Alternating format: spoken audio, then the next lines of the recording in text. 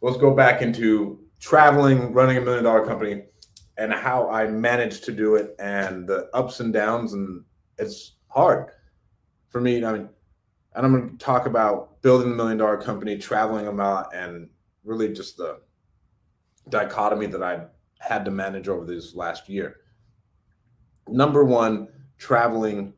I thought it was going to be so easy and I'd be able to do it. And I see people do it all the time and they just go, oh, yeah, I wake up and I work and everything else. But the number one hardest thing for me to do has been traveling and then keeping my routine at a high level, right? Because when you get somewhere else and then you're there, for me, everything's shot. I can't just wake up and go and do something in the morning.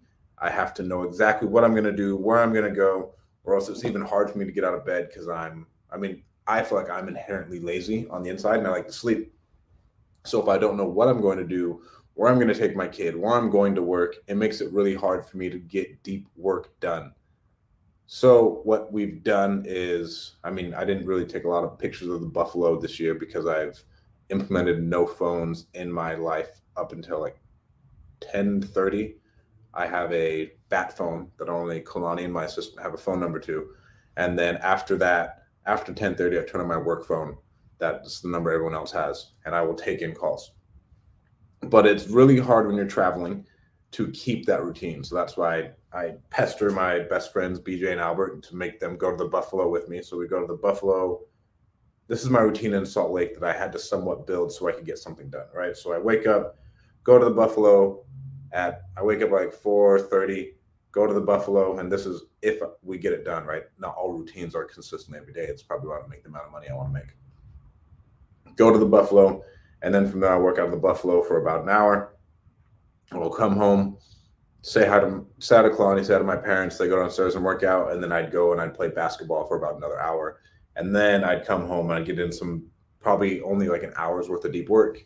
Sit there, talk to Zeno, talk to my parents, and then my parents would leave. I'd have to play with Zeno for a little bit. Then I'd start meetings or work or storage time or whatever it is. And this took me. The reason I'm telling you this because it took me like 2 weeks out of the 3.5 weeks that are out there to figure this shit out.